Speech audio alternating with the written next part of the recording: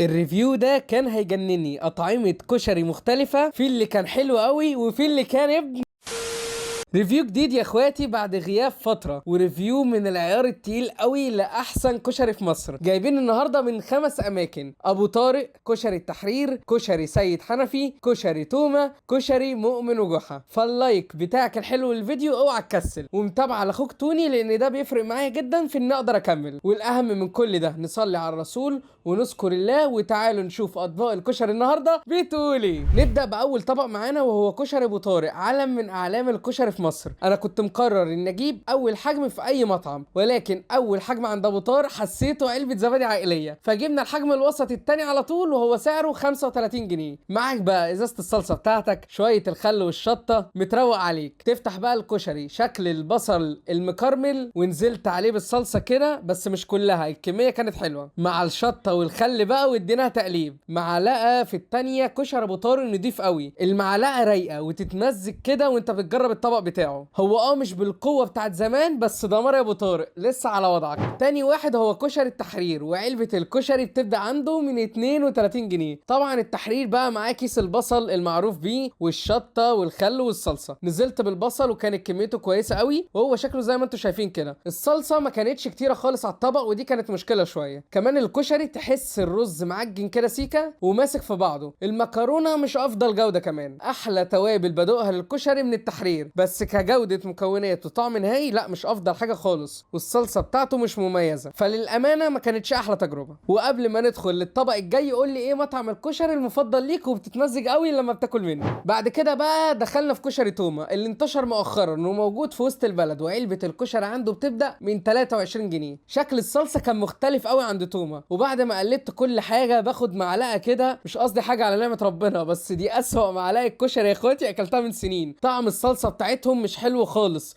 وبوظ الكشري. وطبق الكشري عموما كان اقل من العادي كمان، فتجربه عمري ما اكررها تاني. وختمتها من عندهم بمعلقه رز بلبن بتنزل لك كده مع اي اوردر، حركه شيك منهم، بس يعني الطعم بتاع الرز عادي. ندوس بقى في كشري سيد حنفي، والعلبه عنده بتبدا ب 20 جنيه، وده ارخص حد حتى الان معانا في المقارنه. حجم العلبه على السعر مش وحش خالص. الصلصه كانت قليله جامد، لازم ياخدوا بالهم من الموضوع ده لانه كان ممكن يبوظ التجربه. خدنا بقى المعلقه اياها. طعم كشري سيد حنفي حلو قوي حتى بعد نقص الصلصه، مش وحش. ودايما خيار انك تاكل من سيد حنفي الكشري خيار كويس جدا، قيمه مقابل سعر. اخيرا بقى كشري مؤمن وجحا، وتخيلوا معايا حجم العلبه دي بكام؟ ب 20 جنيه. كان عظمه قوي والله العظيم. وعلى قديمه بقى كيس الصلصه والشطه والخل. روقنا العلبه بالحوايج ومعلقه في التانيه. طعم الكشري بتاعه مختلف عن الباقيين كلهم، وان علبه زي دي ب 20 جنيه لا دمار في الخيال يا مؤمن انت وجحا. وحقيقي بعد ما جربت ال5 علب كشري كان الترتيب صعب قوي بالنسبه لي، مقارنه فعلا صعبه، والفروقات مش كبيره عدا 1 أو 2. ولكن في الاخر لانه الاكل اذواق، ولان دي قناتي انا حسن التوني، فترتيبي لاحسن كشري في مصر في 2025 ابو طارق كان دمار في الخيال، كواليتي وطعم حلو قوي. مؤمن وجحا تاني واحد، قيمه مقابل سعر عظمه العظمه. تالت واحد هو كشري سيد حنفي، يجي في المركز الثالث مرتاح قوي وعلى وضعه. الرابع ويجي كشري التحرير، واتمنى اشوفه بجودته وقوته زي زمان، لان كل مره مش بيبقى من اول 3. اخيرا بقى خالص في القاع